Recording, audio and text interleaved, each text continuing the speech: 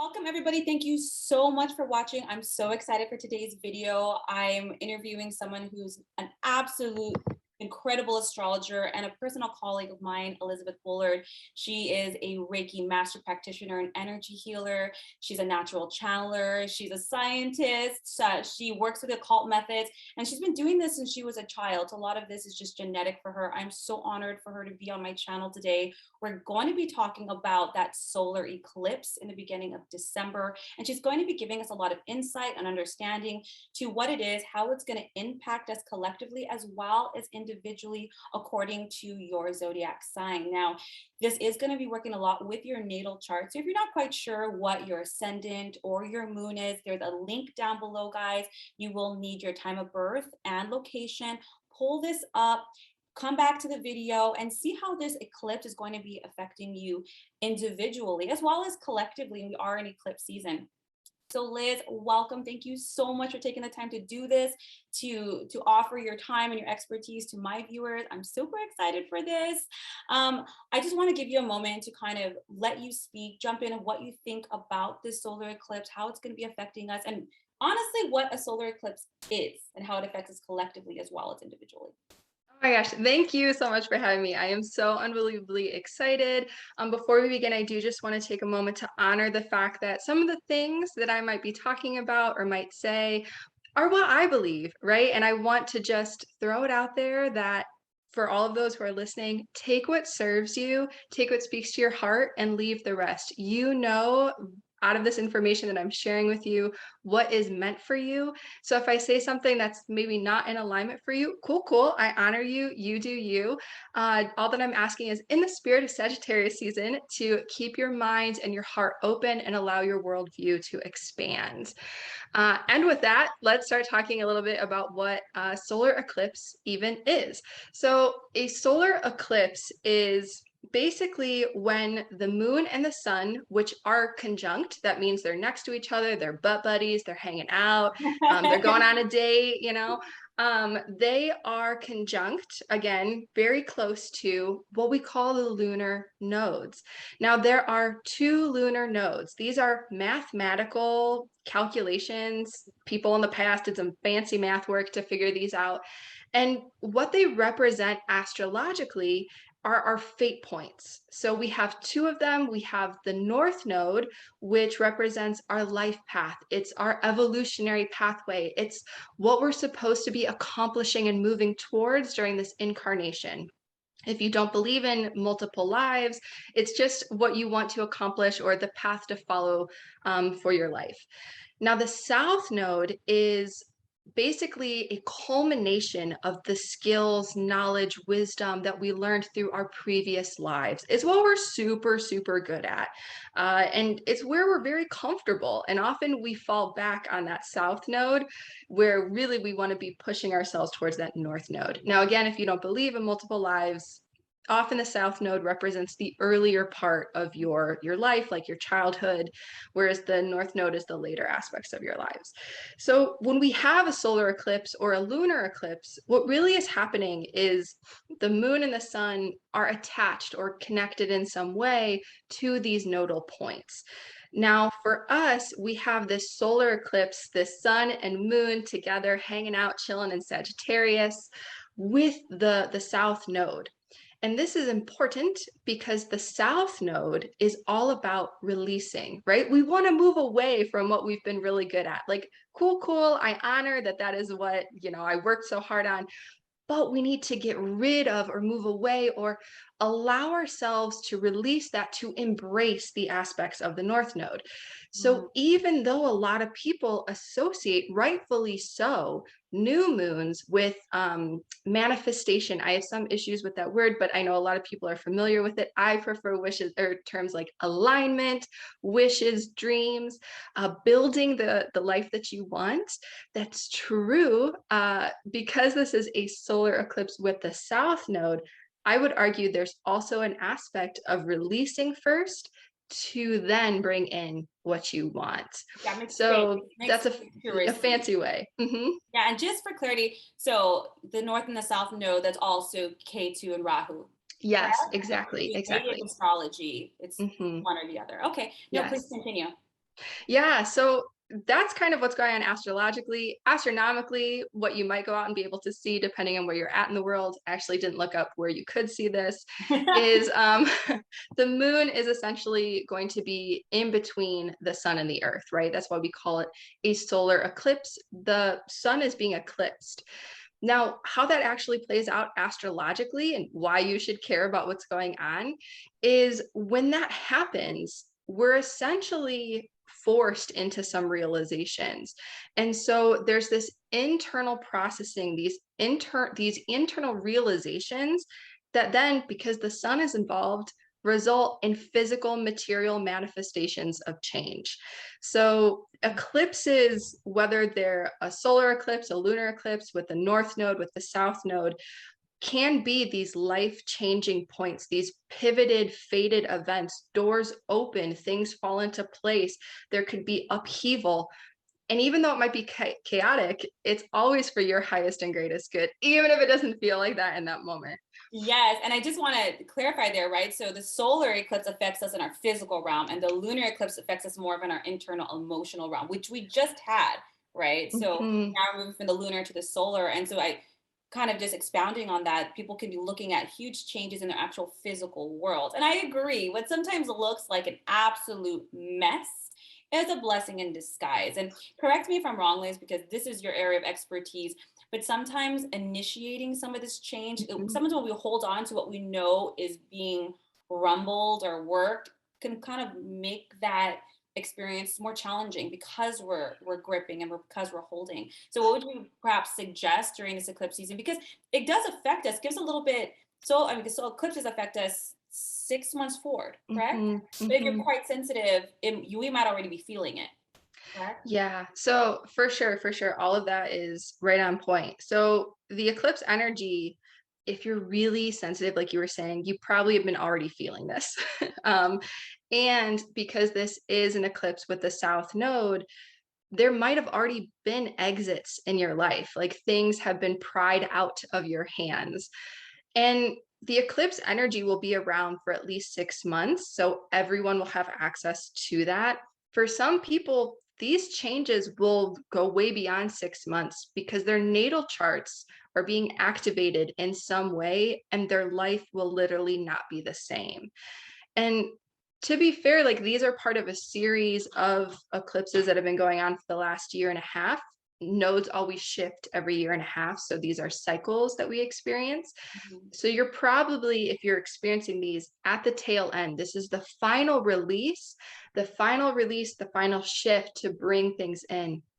And I love what you said about if you're holding on so tightly to something, because since the South Node is there, really what we're asking to have happen before we can bring in whatever we're wishing for on that new moon, to let go. You can think about it this way, like if you're holding on to a rope, and maybe this rope is everything that you wanted at the time, all of the things that you wished for, but it's rotten. It doesn't serve you anymore. Mhm. But you're Mhm. holding on to it with dear life. Let's say somebody throws you a rope that you do want, like all of these things that you're wishing for. If you're gripping this rope like it's your life, right? Like you're never going to let it go. You cannot hold on or grab on to these new opportunities. And that's really the theme of this solar eclipse is you've got to let go. You've got to let Mhm. go. You've got to make room because what is coming in is so much greater than what you've been holding on to. I love that because I always tell people you can be comfortable in your discomfort. You know, Yes. it's a known thing, it's a safe thing, even if it doesn't feed you or serve you or even align with you anymore. And we are creatures of habit. You know, I think there's maybe 10% of people who really love change, which is unfortunate because change is the only constant. So the Truth. sense of evolution. So eclipses, people get really nervous because it does have a little bit of a band-aid rip effect to some people. But if we can be a little bit more preemptive and be a little bit more accountable, we can actually utilize this energy in ways that are easier or helpful to us, which is what I really love about Liz's approach, everybody. She's all about application and use. And just for clarification, when we're talking about your natal chart, we're talking about the chart you have at birth. We have like Mhm. this is imprint on the universe. Certain houses and certain placements are there right at the time of your birth. Again, if you're not sure, there's a free link. Liz does incredible analysis of natal charts. She does great astrological work. If you guys are interested in some of these services, I go to her. I love her. Her links are down below. And if you have questions, you can always privately contact her. But on that note, on this application and use, and we are going to be going through all the 12 zodiac signs, guys, and how we can actually use this energy productively, creatively, constructively. So I would advise you guys to get that chart, because let's take a look more at that ascendant sign, correct? To a lesser degree, the moon and sun. Now, Liz, we were talking before and you were saying something really important. Now, everyone sees these eclipses like, oh my goodness, the eclipse, you know, but you're saying it doesn't always affect people to these extreme degrees unless it's actually affecting planets in a specific house. Can you please just give me a little bit more background on that before we go into the zodiac signs? Oh my gosh, for sure. So the thing about eclipse energy is the eclipses happen all the time, right? Like we have quite a few eclipses every year. Every year, right? Like we're great. People go crazy. We're like, this happens like 4 times a year. You know, it's part of life since we're born. Truth. And the energy is there, right? So like this energy of having this eclipse in Sagittarius, which we can talk a little bit about in a second, it's there, it's available to everyone. The eclipse will only, and I use this term somewhat facetiously because I'm a big believer in free will. The eclipse will only force things to change if you are having certain types of connections to that natal chart. And so these activating what we call aspects, they're just like ways that the planets relate to each other. And so if you have certain aspects being made to this eclipse, like you have one of your personal placements, like your moon or your ascendant or your Venus, or even your nodes, forming these conjunctions, these butt buddies, what we call squares, which are aspects that are termed difficult. I actually hate that in astrology. I don't believe anything is has negative connotations. I think everything is there for our highest benefit if we use it appropriately. But these are aspects that initiate change. If you have a square, that means something big is going to happen. Or if you have an opposition, which means that they're opposite, so 180 degrees, if you're imagining like a circle.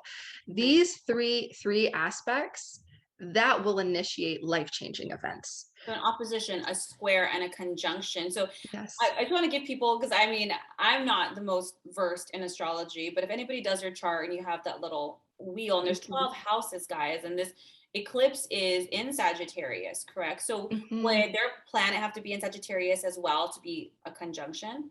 Yes. So you want it within what we call orbs or degrees. It's a fancy way of saying, like, if you draw out a circle, there's 360 degrees.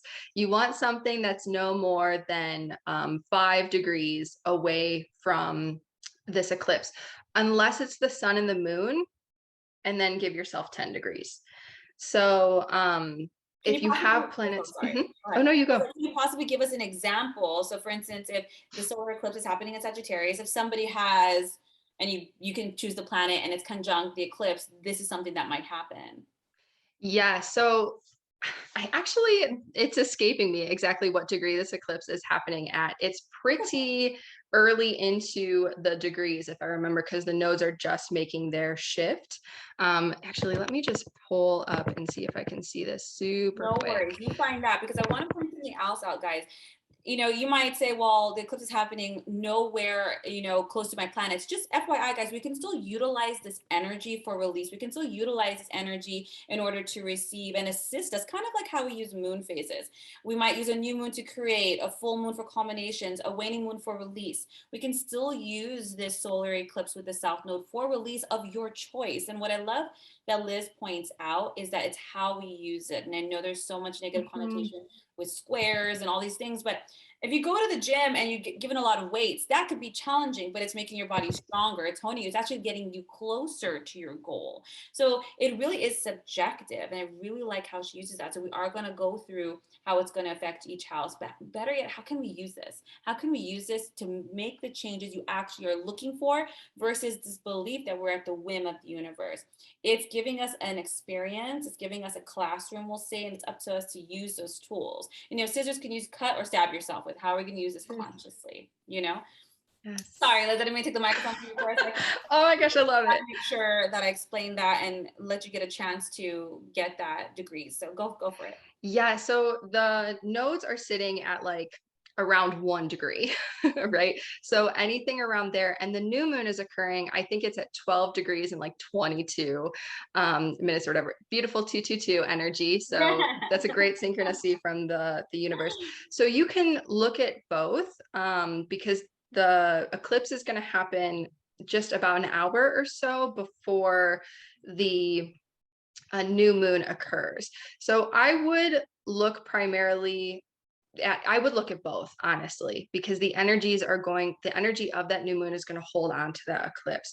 So if you have, say, your Venus at 12 degrees Sagittarius, this is gonna, that's a conjunction that's gonna affect you, and it's gonna affect you around Venusian themes. So things like love, money, self-worth, also Beauty, through beauty as well, right? beauty for sure, through the lens of whatever house Sagittarius is in. And Sagittarius rules expansion, it rules philosophy, it rules spirituality. And so it's going to be an expansion of those themes, a transformation of those themes, a release of limitations around those themes. So you could imagine somebody who's a Leo ascendant, you're going to have Sagittarius in your 5th house. So you have this Venus conjunction. You're going to be releasing all of these limiting beliefs, maybe that you have around romance, around who you find attractive, around even just beliefs around how relationships with children happen, limiting beliefs around your ability to start your own business, your own investments. Like these are the different ways that that can play out. It's going to affect everyone differently. And that's why if this is affecting you and you're confused, reach out to an astrologer. They'll be able to help give you some insight into it, Yeah, because and it gets complicated quick. for Mhm. Leo ascendants, fifth house is also your social groups, right? So Truth. perhaps Hmm. what even resonates with you anymore, guys, even on the same mental playing field, is this something that's actually aligning with you anymore? There might be ideas about your soul tribe, which is fantastic, guys, because why it could be scary for things to change, it's allowing for things that actually align to come in. So we can be very nervous and very fearful of what might leave, what we might lose. But I always tell my clients, and I always tell my students, when if you are afraid of letting something go, I always tell people, what are you actually losing? Ask yourself, whether it's a person, if it's a job that you hate, what are you actually losing? When you come down to it, it's usually just your comfort zone, Truth. and Truth. that can be, reassigned something that's actually better for you and where you're moving. Now, before we jump to the zodiacs, Liz, I just want to see, is there anything else you want to say? Because I was even thinking of it as you were talking, as a collective. How is it as the planet? How, as a group, I know all of us, our knowledge is expanding, Yes. outdated belief systems, outdated ways of thinking, how we connect, that's all leaving to be replaced. So I just want to get just on a collective, how the world as a whole might be affected by this. Oh my gosh. Yes. I love that you're bringing that up. So I'm just like double checking on my notes. So, okay. So let's take a step back, and we've already talked a little bit about Sagittarius energy, right? So as I mentioned, it rules like foreign travel, cultures, expansion, luck, adventure, uh, diving into deep knowledge. And so those are definitely themes that we're working with through the lens of release, right? Because the South Node. Now, the different aspects that are being made to this, for example, is it's conjunct Mercury, which is our planet of thinking, of communication, of processing information. And so, what is this asking us to do? It's asking us to release these, as you said, these outdated views of the world, the outdated ways that we communicate, our outdated beliefs. It's really inviting us in to expand our worldview. And that could be as simple as like download Duolingo and get passively aggressively attacked by the owl every time that you skip a day of learning a language.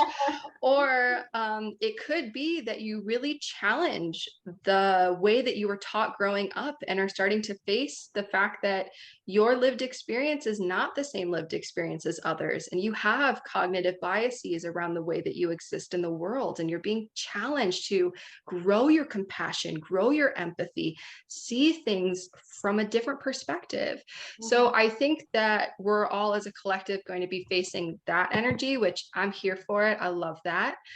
You said something interesting, travel. Do you think as a collective, how our ability to travel, fly, move around is going to be changed by this as well? We're already kind of seeing that a little bit, how we access information, since Sagittarius is knowledge and learning, how we're able to access and learn will be changed. We are going way more virtual than we ever did versus going back into schools. And that's with Mercury, right? Mercury, I'm not sure. Does it? Yeah. Internet? Yes, yeah. So this is all 100% on board with that. So this is a 1.5-year cycle. So we started to see these changes already when, 1.5 years ago. So we were seeing like the movement of schools into online schooling. Like, let me tell you, when we made that transition, like my entire job for the last, throughout this whole instance has been me teaching people how to teach online. Like a huge transition for my consultation job.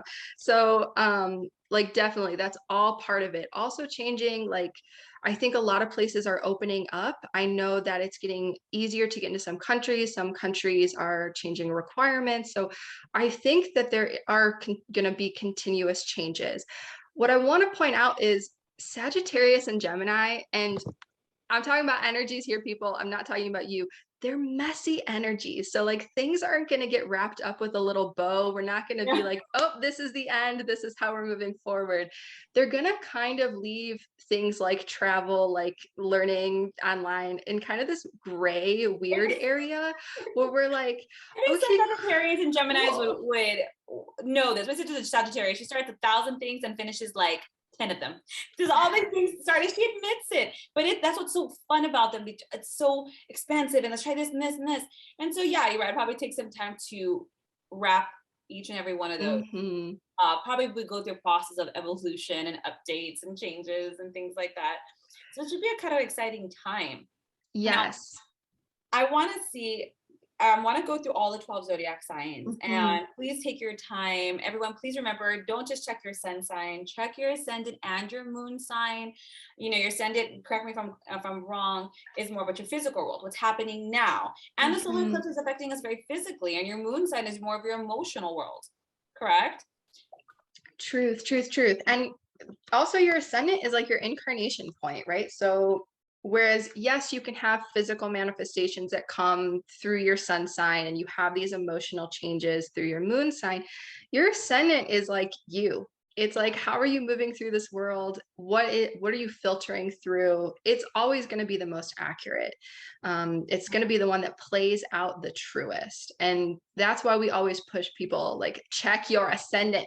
And ascendant is the same as rising, guys. So yes. Ascendant, rising sign is interchangeable. So we can start with Aries.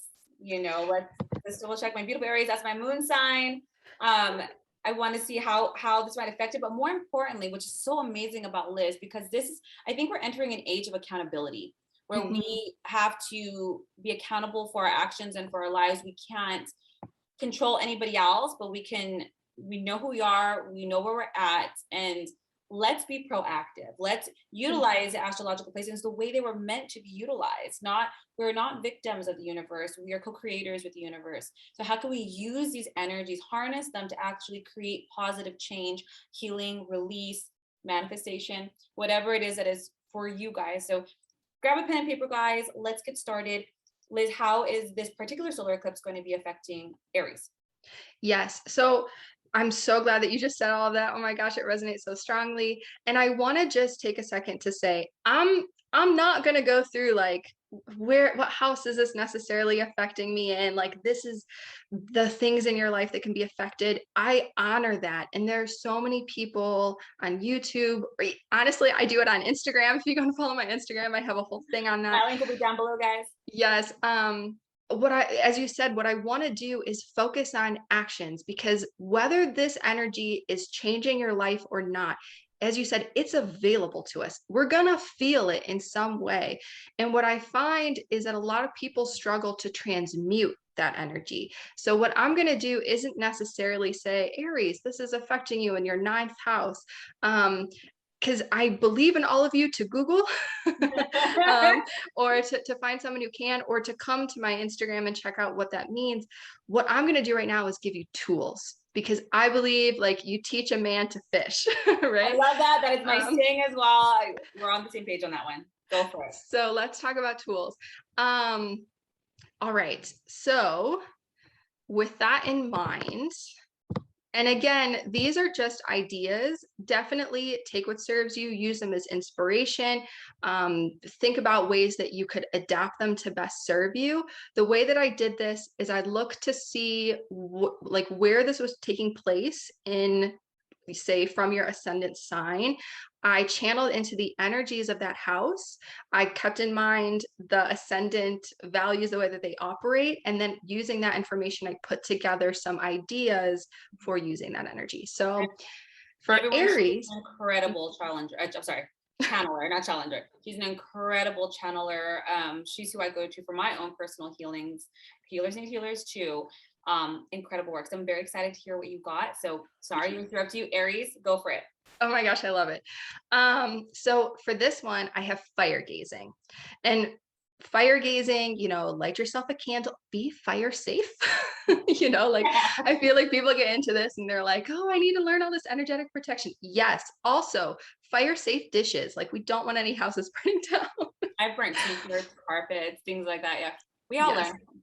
Exactly. But yeah, so fire gazing. So fire protection, but also call in energetic protection, just because anytime we do these kind of things, it's good practice. I would call Michael. Just protect the space, please. Thank you. And the angels are non-denominational, everyone. You can be atheist. They don't care. They're here before us to surround the space, to protect the space, and keep out all the vibrational energies. Anytime you're doing, whether you're doing tarot, pendulum work, manifestation, release work, always just protect your space.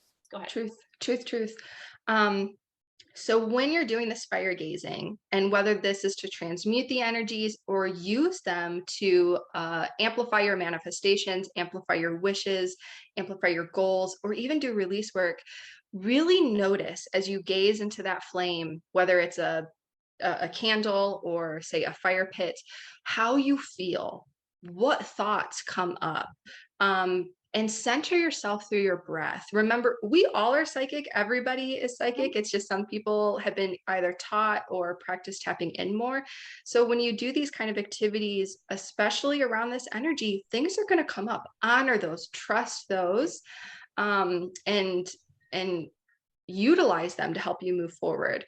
Kind thoughts, mean thoughts, no, that's you and that's your ego. Kind, compassionate thoughts, that is spirit, that is your higher self. Because I'm an Aries moon and my thoughts are not always kind. Half the time. Oh my gosh, me too.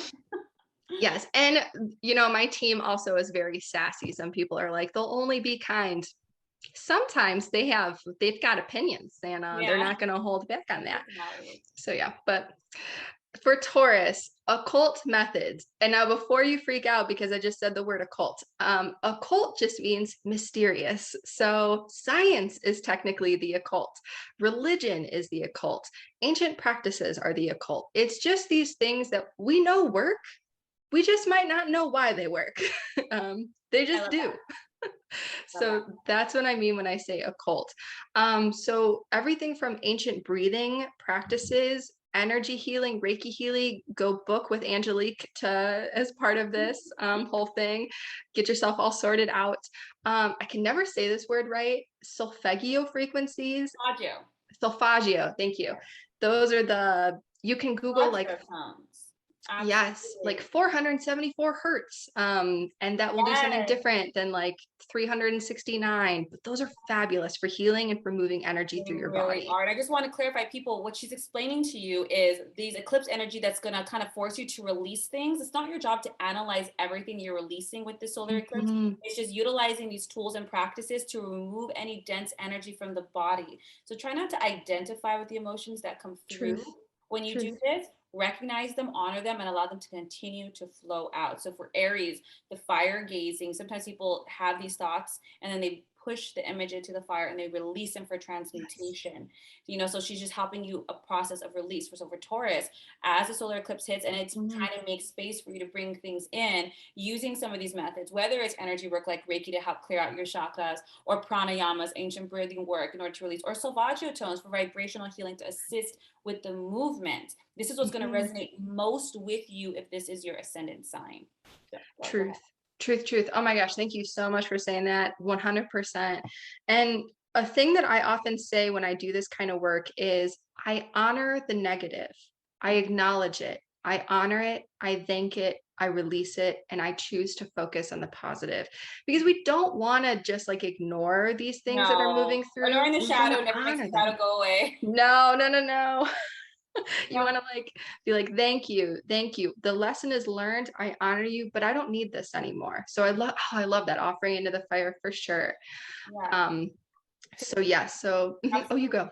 No, I was going to say, because, particles, they build and they break down based on our focus. So even if you don't want everything, emotional energy has to be expressed to leave the body. Otherwise, it stays in the body and then it manifests. So acute and chronic pain, illness, and disease. So even if it's that shadow, those painful things, and even Mhm. to my little Aries, those negative thoughts, recognize them for what they are. Don't act on them, but you have to express it out. And sometimes expressing is just verbalizing and saying, I recognize it. You served me at Mhm. some point. I honor how this condition was created, but no longer serves me, and I release this with respect and love.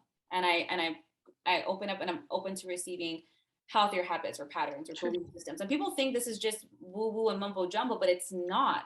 When you actually make an intention, things grow. And I always give this example to all of my clients. If you stare at your big toe for about 30 seconds, just stare at it. It'll begin to pulsate and throb. Why is that? Because particles and energy move wherever you focus, right? That's why when something hurts and you get distracted, it doesn't hurt anymore. You stop focusing on it. So this is the same thing. But what we're doing is we're focusing our energy and intention for release. Mhm. And Taurus, this would be what's good for you. Maybe some energy work, or maybe would sound baths also be part of it to help? 100%. Any alternative way of deep transformative healing that is focused on moving that energy through. Honestly, like physical healing and emotional healing are often closely tied. Yeah, they mirror. So, They mirror each other. exactly. So, alternative physical healing methods are going to be fabulous for Taurus. Even get a massage. You know what I mean? Taurus would love that. I'm Oh not my Taurus, goodness. but I'll take that. Taurus is like, excellent. Let me book this. Just another reason. Okay, I'm so sorry. I just went off on a tangent. Go. I'm sorry. Proceed I, with Gemini. I love it. The universe is sharing exactly the information that needs to be shared. We're on divine timing. We're in divine flow. I love it. So Great. Gemini, partner up. Do something with a partner or friend. Just do not go it alone. Now, listen, I'm not going to give Gemini a concrete thing to do. And I hope that that doesn't upset you. Here's what your homework assignment is, Gemini, is to listen to all 12 of these. Sorry. And pick the one that resonates. And whatever one resonates with your soul, that's the one that you go and you call your sister or you call your partner or you call your neighbor and you're like, we're going to go do this thing together. Because the thing for Gemini is not necessarily to focus so much on the action itself. So do one that speaks to you. It's about doing it in partnership. So that's the important thing for Gemini. So I know that's like I'm not just giving you one thing to do. Listen to what serves you. You'll know, or something will come into your head. This is how I want to do it. Just don't do it alone. And so for all my Geminis out there, just FYI, if you're like, well, I don't have anybody who's even interested, you can always sign up for a class. There's groups Truth. that are all there. So for instance, let's say sound healing work for you. There's sound, when you do sound healing, it's in huge groups and lots of people go by themselves, but everyone there is going for the same intention. So you're not doing it alone. You're sitting in this space, you're breathing and you're releasing together. So if you have nobody Mhm. that really wants to do any of this work, I hope you do. But if you don't, you could also go to places that share the same intention. Mhm. Okay. Mhm. Yes. On to my beautiful cancers. Yes, Cancer. So Cancer, ground, ground out. Like ground through health, ground through a routine, ground through an alternative healing method like Reiki or some other healing modality, aromatherapy, sound healing, crystals. Crystals are going to be so good for this. You need to do something where you are literally putting your energy back into the ground. Use yourself as a channel through it and be very mindful of how it's impacting your body. So, especially for Cancer, you don't want to just willy-nilly it. You want to be really intentional about moving that energy through, being very detail oriented, very regimented, very specific. And just very mindful, because this one is hitting you in a hard place. So move that energy, not a hard place, let me rephrase that.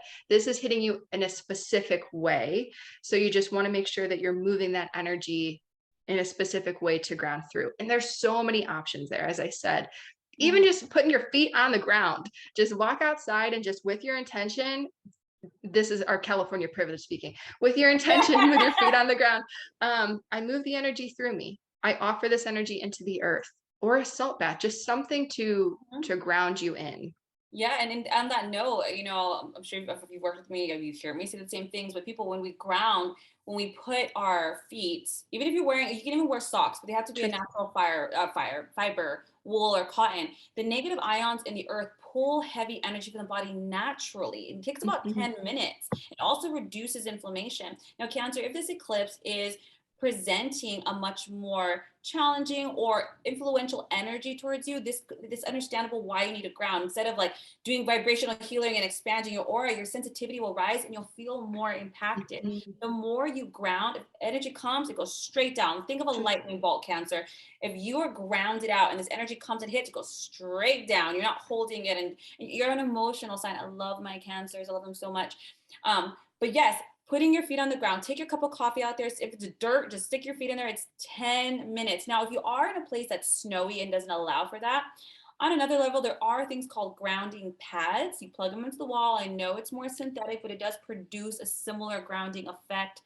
Also, what's very grounding are certain foods. Things are a little bit heavier. Yes, sea salt bathing, which is going to pull that heavy energy from the body. Guys, and whatever feels right to you, and I'm with Liz on this one, active meditation. So you just visualize energy coming through the top of your head, down your body. And if you're like, I don't know what color, what chakra, it's don't worry about it. Visualize just empty and water. I like visualizing water, especially in the shower, coming through it. If you're sitting on the ground, through your tailbone, if you're standing up, through your feet. Just breathe and do it for a couple minutes. Energy follows intention, period. I'm so sorry. There you go. Sorry. Oh my gosh, don't apologize. I love it. And this is another sign that, like, go and talk to somebody who does this for a living, right? Like, go to an energy healer, go get a sound bath. Like, if you're worried about doing it alone, there are people who are going to be there to assist you through it. So absolutely. And another option. So much free content, you're not alone, you can do it. Yeah. Now Leo's our ascendant. So Leo, channel this energy into creation. Like, Leos are the most creative out of all the signs. That is Leo, right? It's express, create. And when I say create, I think a lot of people get stuck on, oh, well, I don't know how to paint. Like, art, right? They always think that. Yeah. Cool. Like, I don't either. So like, other ways that you can create: crocheting, making pretty spreadsheets, you know what I mean? Like, anything can be creation. Cooking, dancing, building, writing, singing, creative, anything you bring forth from yourself, right? Truth. Gardening, anything. And it doesn't have to be perfect, right? No, you don't want it perfect. Perfection doesn't exist. Get rid of listen, if anybody works with me for some time, you have heard this phrase: perfection is a white supremacy construct. We throw that out the window. That is only setting us up for failure that is unproductive, because failure can be extremely productive. But you're never going to succeed with perfect. So especially if you're a Leo, no. Get rid of it. You don't need that.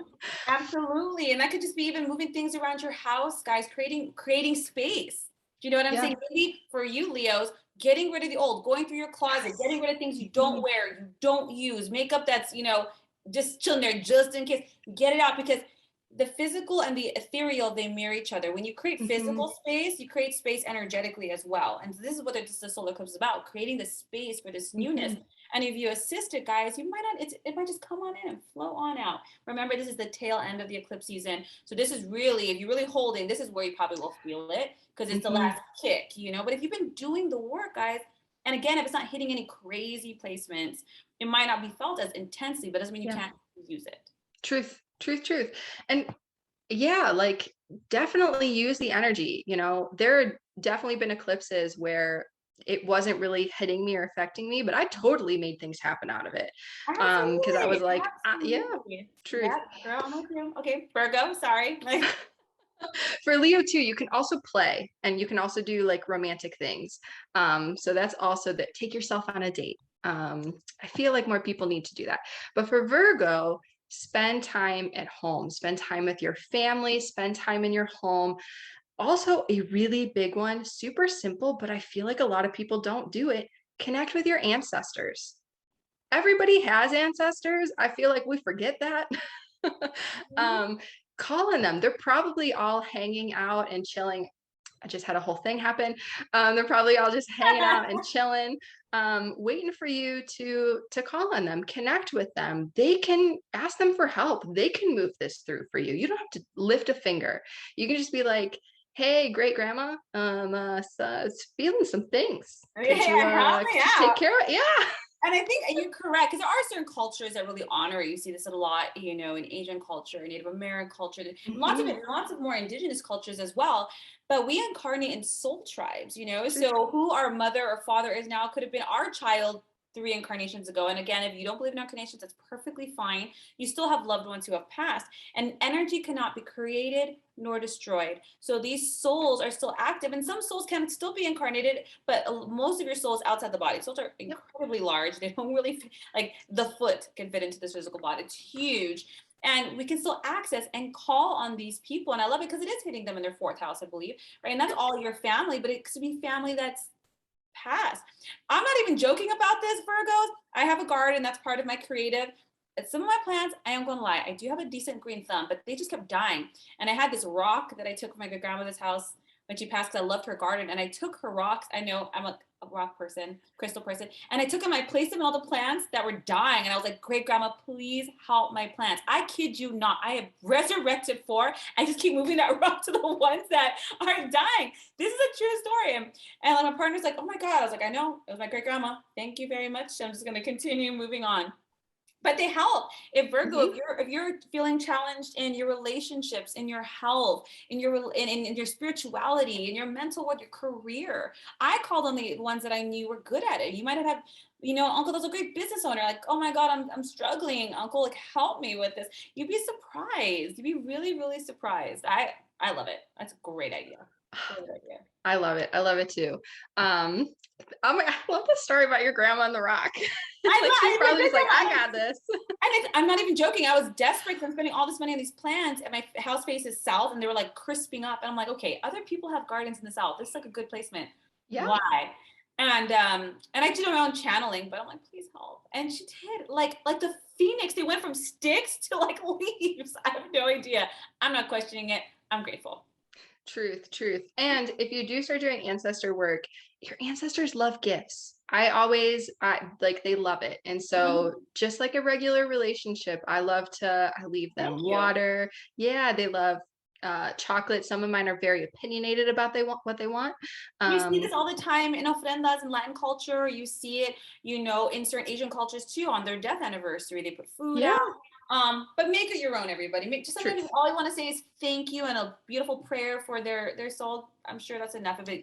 Whatever resonates with you guys. Exactly, because it's your own path. Do what is best. Oh, I love that. Do what is best for you. You know best. Okay, so for Libra, this is like physical. Create a physical thing. So journal. Honestly, like travel, moving, like active movement. And I don't just mean like moving your body, like go on a trip. Can really help you. Short trips? Are they short trips? Yes, short trips. Exactly. And whether that's a short distance or a short time, both kind of fall into that realm, as well as use a spiritual skill. And this could be a spiritual skill that you've curated over the years, or because it is the third house and the third house loves skills, learn a new skill, because the act of learning the new skill channels the energy into learning that skill and transmutes it into this powerful new thing that you have. So sometimes it's not just about moving the energy and releasing it, it's about taking it and turning it actively into something else. And Libra has that opportunity with this, with the way that this is hitting you, is you can take this energy that's going to be hitting into your body and be like, I'm going to learn astrology, or I'm going to go and get trained in Reiki, or I'm going to go and learn all about crystals and how to use them for healing. Like, that's perfect. Like, that's great. Because in a way, that's called energy transference, everybody. So you're moving the energy from your body, just like journaling, you're moving it from your body down your arm and onto the page. But it's also transmutation, because you're taking that energy and making it into something useful, something that can be, you're moving from one form into another form, and that's a skill-based form, right? Especially because it's the third house. So absolutely, I know a lot of Libras. My best friend in particular would love that little short distance travel. So take a ride, drive to the beach, go for a hike somewhere outside of your city. Be safe, of course. I love this. Okay, so Scorpio. So Scorpio is another grounding one, but specifically, whereas with Cancer, you can do something like, and again, you can do whatever you want. These are just suggestions. So let me rephrase that. With Cancer, we suggested even like energy healing, things like that. With Scorpio, I really want the focus on the earth. This is falling in the Taurian house. This is the earthiest of the earthy. Really ground out. The same things that we talked about with Cancer. So put your feet on the ground, active connection to the earth, salt baths. What can be really powerful is connecting with spirits of the land. So anything that really allows you, like, hug a plant. My mom has like her little plant buddy that like clicks back and talks to her. So it's like develop a relationship with a living, breathing organism. So bringing plants into the house would be helpful. Oh, truth, so much. Yeah. Like, go buy a succulent. Succulents are hard to kill. That's the only thing I do kill. I know. What? I know. How? I don't know. And I'm part Native American. I feel like it should be in my blood. I'm part succulent. I feel like this is part of my people. And succulent. I can grow all these lilies and everything, but the succulents, I don't even know what to do. But I have a hypothesis that we can talk about later. Yes. Succulents. Yeah, I don't think you're killing them, but that's something we can talk about later. Okay, I'm sorry. Go back to bringing plants in the house for Taurus. Really earthing. So literally, perhaps actual hikes, camping, if it's something you can do. Yes, exactly. So anything for Scorpio to like get outside and like get in nature, like if you can, and even if it's snowing, go outside, bundle up, go outside, put your gloves on, and just stand underneath the falling snow. Like, or just stand and feel the cold. You just want to connect in some way with nature. You want to remove yourself from this, like, not that technology is bad, not that the world that we live in is bad. I'm not saying that, but you want to remove yourself from this artificial aspect that we so embody and reconnect with the land, the Mother Earth. She is an entity. She deserves your mutual respect and a relationship. And so kind of fostering that in order to process this energy. Would a media detox be something that's suggested for Scorpios? That's not a bad idea. For sure. Like, but anything. Scorpios, if you live in a high-rise apartment and you can't do it, maybe it's not so much that I can't get into much earth, maybe disconnecting from its opposite so that you can your body can have a breakdown. Yes. Yes. Would herbal teas be something? Yeah, I love herbal teas for grounding. Oh my gosh, what an easy technique, for sure. Great suggestion. Okay, just that out there, because it's my Scorpio sun. I'm all like, what can I be doing? I'm outside. It's really windy. Herbal teas, yes. Or even like root vegetables. Absolutely. Farmers are putting in things that are actually still holding the energy, guys. Fresh vegetables, fresh fruits, things that still hold the prana of the earth, and ingesting that. Yes. I love it. Okay, my beautiful Sagittarius, it's your season. Okay, listen, Sag, like you need to just, this energy is going to be electrifying. And again, in the best way, even though it might not feel like it in the moment. Um, and because you're just going to be so hyped up more so than any of the other signs, the best way to move that energy through you is to move, physically move. Whereas like Libra, like go on a trip. No, Sagittarius, you need to run. You need to dance, do yoga, go on a walk. You need to do something where your body is energetically moving in order to process everything. This is not the time to like hang out on the couch and like watch The Office for like the 50th billion time. Like, no, like this is when you want to be exploring your neighborhood, on the treadmill, dancing to your favorite songs, some way to physically move that And the energy out of body, you. because it's happening in your first house, Sagittarius, Yes. your physical being. Yes. And some people are like, well, I don't like the gym. It doesn't have to be the gym, right? You can hula hoop, you can do, you can garden, you can paint, but just Yeah. connect with the physical body. It's more that root chakra kind of energy, getting True. very physical, go for a bike ride, just reconnect. You'd be surprised some people are actually very disconnected from their bodies. So just Yeah. getting the body is going to help to transmute some of this energy, correct? Oh yeah, for sure, for sure. Oh, I love all of your additions. No, They're so yeah, great. I'm thinking about like how my clients or how my or even friends would be thinking, and just outside the box. Me and you both Yeah. kind of do this for a living, so it's to us it's like, oh yeah, commonplace. But for other people, we're like, what? What is this? What do I do? I drink tea. I hug a tree. What am I doing? So I just want them to understand what's happening. This is not Yes. it doesn't just sound good and spiritual. There's an actual energetic transmutation that's it. Yeah. And it's not people. Transformation is like caterpillar to butterfly. Like there's still the caterpillar portion of a butterfly. Transmutation is like turning water into vapor. It's completely changing forms. And that's what you're doing with all these practices that Liz is giving you. So as this energy is coming into, well, dramatic, coming into your space, instead of you like, oh, we're just changing the form to release it so it can make space. Because the universe abhors a vacuum. When you release something, it brings something in. But what it brings in is an energetic equivalent to where you're at. So it's good to be proactive. And I'm transmuting this with intention. I'm releasing this. It doesn't serve me. I'm making space for that. Do you know what I'm saying?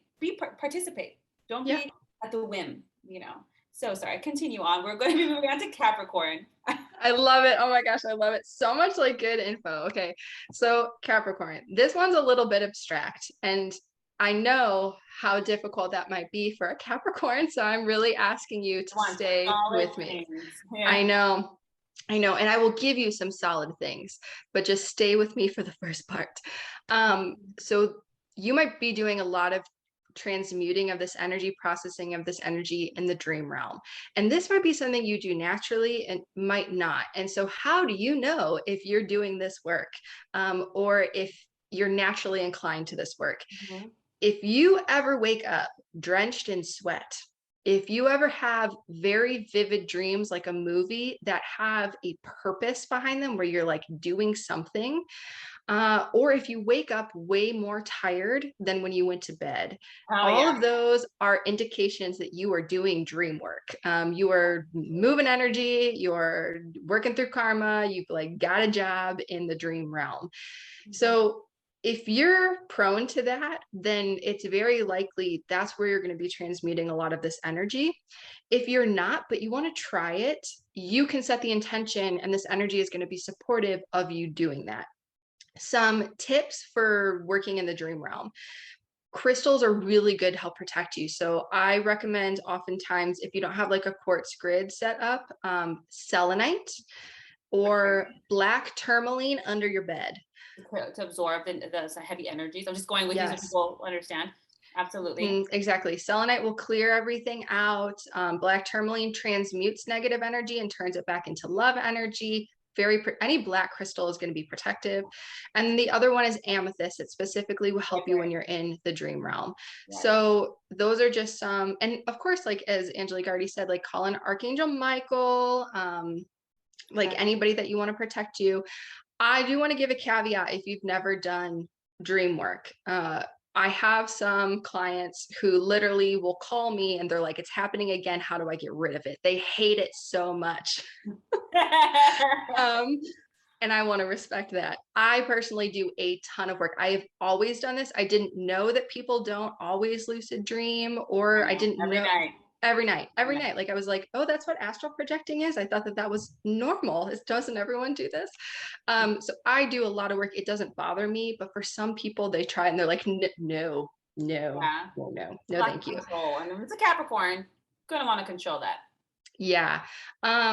If you do this, I highly recommend doing some energetic. I wonder who has one of these, an energetic and cord cutting Have it activity. for free. Cleanse it out. And you make some good points here, like because Capricorn is sitting in your 12th house. And so that is a hard one for a list to try to explain because that's your dream world, that's a psychic. So if you guys are like, you know what, I'm not into that, I don't want to do my lucid dreaming, what you can also do is just be proactive, Capricorns. When you sleep, do your work. So you could be Yes. doing dimension shifting before you go to sleep. You could be doing Mhm. 555 methods before you go to sleep, or you could just set an intention. As I sleep, I choose to release energies that no longer serve me. Mhm. Just an intention. And like you said with the crystals, so when we sleep, we always leave our bodies, guys, whether you like it or not. That's why you have deja vu. You've experiencing other realms while you sleep. Not everyone remembers it. Doesn't mean it's not happening. And she's very right about we do a lot of work in the dream realm. That's why we're so Yeah. exhausted. Or we can wake up multiple times in the night. The sweats are very true. We wake up very, very thirsty. There's all kinds. It depends on you. But you could also, she's right, say, I set an intention. As I sleep, I'm releasing energies that work with me. You could have selenite to cleanse your field, tourmaline to absorb any heavy energy, amethyst for psychic protection. But it will be in these realms. You might even have, correct me if I'm wrong, Liz, because it's that 12th realm, could anything from the subconscious be popping up for them? Yes. Subconscious blocks, limiting beliefs, Capricorn, I'm not good enough, fear of failure, Mhm. fear of abandonment, fear of rejection, all these things that we don't consciously think about, but are always playing the background like that humming of a refrigerator. You don't recognize that you're manifesting or attracting based on this. And if the solar eclipse is trying to make this change, it can be Mhm. very uncomfortable emotions, memories, things that come up this life or past that needs to be released from the subconscious world in order to make space for new beliefs and ideas and dreams, literal visions and dreams for yourself. Correct? Am I wrong? 100%, 100%. And I love like the intention part. And for people who are like, oh, I am very turned off by everything that was just said, I hear you. I honor you. Some other ways that you can handle it, again, right before bed, so this doesn't happen, meditate. Meditate, do some breath work. You can also, because it is the 12th house, like connect with the divine and just be like, I don't want to deal with any of this nonsense. I offer it up. And somebody will help you. Ask the angels for help. Like there are always ways and options forward. You always have a choice. You can choose what one you want to do. Absolutely. And the universe is highly ethical, everybody. You have to ask for them to step in. Yes, They respect your free will. truth. Okay. So we have Aquarius. Yes. Oh my gosh. Okay, Aquarius. I am so excited. Listen, make a wish. I don't care what the wish is, as long as the wish isn't like impeding on somebody else's free will or for like the downfall of humanity. But like, make a wish, because this energy is so perfect for you to channel with that new moon into a new moon wishing ceremony. It's going to be so powerful. So of all of the signs, like this is the sign that if you want something, you are so perfectly set up for like Lucky Aquarius. aligning. Huh? So you lucky I Aquarius. know. I mean, everybody has that energy, but like, you know how like there are some like ways that like it's just a little bit easier, things slide a little bit. Every astrological phase is always that one Yeah. sign that has a little bit of that, you know, And easy it's path or Aquarius. flow. Yeah. And for Aquarius, this is you. So I like do something. Do So like something like how we set intentions, you could do you could mhm, have like a manifesting candle, perhaps. Like I yes. am, the CEO of my own successful business. So this would be a Mhm, time to actually probably to do a little more active creation work for Aquarius, right? So whatever yes. they can be doing vision boards, they can be doing Mhm, the 5 minute manifestation. I have that on my YouTube, you guys. It's free. This is an awesome technique, candle work. yeah.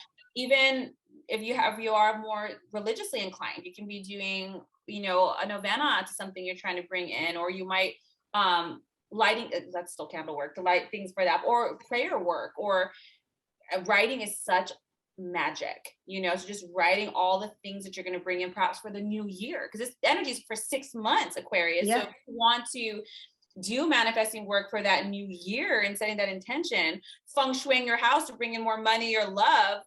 So being active in your intention is what you're telling me. 100%. And because it's also like, this is a science house, so also use science. Yeah. So things like affirmations, which we know literally will rewire like the way that your brain thinks, because your brain doesn't know any different. If you just with the feelings tell it this has happened, this is the way that it is, your brain's like, okay, yes. So affirmations. Truth, that is the way it works. True. It doesn't know when you're stressed out. It's because of a business meeting or you're being chased by a lion. It just knows stress. It doesn't differentiate. It takes what you tell it. I didn't know the 11th house was a science house. That's very interesting. Yes, because Aquarius, which is the ruler of the 11th house, rules science and technology. It rules things like metaphysical things, which is science is a metaphysical thing, as well as astrology, networks. So doing things with friends is another really good one. If you wanted to launch things on platforms like IG or YouTube, would this be a good time? Because there's a there and it's technological. So Aquarius, if you want to launch, there's independent businesses, that side hustle, or just get out there. Great time to jump onto IG or YouTube or TikTok or whatever it is that you guys like, podcasting, to start something here. I love this. I love this. And also, like, say what you want about like capitalism, but we live in one of those societies. We need money to survive. This is another really good house for money making. So like the 11th house is the money that you make. So do with that information what you will. Go Aquarius. I don't have any of that. I don't think I have Aquarius anywhere in my placement, but okay. Maybe one. Now, last but definitely not least, my beautiful watery psychic Pisces. Yes. And this is another movement, but whereas we've had like dance, energetic movement, or we've had like go on a trip, like this is movement that is action. And Pisces, listen, I love you. My best friend is a Pisces moon. If she could just sit at home and paint all the time, I think that she would. So I know how difficult it is for me to tell you, you need to do the thing. Like if you have a goal, if there is something that you've been wanting to do, this is not the time to do affirmations, to write it out. No, this is the time to sit down and be like, I have made a list of my action plans. I have set up a schedule. I am actively carrying them out. This energy is so powerful for bringing physical manifestation of things, physical incarnation of things into existence. You like, it would be so powerful to you to be like, I want to do this. Okay, well, I want, like you said, set up a business, make the website, get that coaching session. Is your career. It is. Yes. So Pisces, rubber meets the road. Instead of saying, oh, I wish I could open up that artist studio, or I wish I can get a degree in this, or I wish I can start that podcast.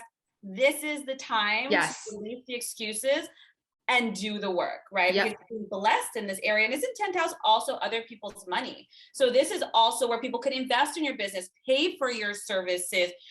They can provide you commissions, donations, because it's also large benefactors. There can be people who really like your work and they might have a viewership and they want to, they're like, hey, I want to share your stuff. I love it. I want to share it on my Instagram. You're like, oh my God, I didn't even know this person had like 30,000 followers. Yes, thank you, you know, but you have the responsibility, Pisces, to take actions. The universe can align you with these opportunities. They will not fall in your lap.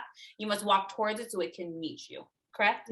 Oh, 100%. 100%. This is, and if you're sitting here being like, listen, I really don't have the energy right now to go out and do a thing, I honor you. What you can do instead to still be capitalizing on that energy available is instead write out your action plan. This is not me giving you a free pass to not do the thing, because you should be doing the thing. This is just if you physically, mentally, emotionally can't put things into action, okay, then instead create the action plan. And the minute you have the energy, put it into practice. But if at all possible, do the thing, because that is going to actually help with the emotional, the mental, the spiritual state by moving into that energy, moving that energy through. Oh, I think we froze, right? Oh, we froze for just there we go. We're good. We're good. We're good. But you're right, because writing is an action. Because you might say like, well, I haven't even done the plan part. Okay, well then get to the plan part so you can get to this. And sometimes I think what you're saying too with the 10th house, sometimes Pisces, you just have to learn as you go. Yes. Maybe you were given all the signs to do the planning and you procrastinated, and I get it because I do it too. But instead of like, oh, I'll make a plan and then you know what, just do it and fumble and learn your way through it. There's nothing like learning on the job, right? Like it sticks a little bit better than theoretics. Like theoretically, I see how this works. But when I do it, I'm like, so different, you know? So go for it. Oh no, this goes back to our whole thing about perfection, right? Like perfection, no, you don't need to be perfect. And failure, I tell my students this all the time, and I tell, because I teach, right, as part of my thing. I say failure is the fertile ground from which we grow. And it is only a mistake if we do not choose to correct it. The most powerful thing that we can ever experience in this life, the most useful thing is failure. Success teaches us nothing. Nothing. I agree with you. And I tell all the time, I'm like, you're over here trying to be an influencer or you're trying to be a millionaire. Talk to any influencer or millionaire, they have at least failed several times. So if you quote unquote, I don't believe failure is that, I feel failure is learning how to do something differently. Yes. Then you're well on your way to be an influencer and a millionaire because they all did it too. There's no such thing. And you're right. I think success is wonderful and we should honor our achievement of our goals. But sometimes I think what it might teach us is you know, imposter syndrome, fear of failure. Like actually, it sometimes implements fear. Well, when we fail, we already did it. Like we already hit the ground. It's like, oh, I can get back up. I can do this. And I think you're absolutely right with this. And I love, love, love that statement. That fertile ground is where we cultivate. And you're absolutely right, girl. You're absolutely right. I'm so happy we're able to actually do something a little different because this is right. Everyone's going to tell you what house, everyone's going to tell you what's going to be effective, but how can we use this in a way that's useful? And guys, Liz is an incredible astrologer and she helps with your career, love, any aspect. And she has so many amazing services.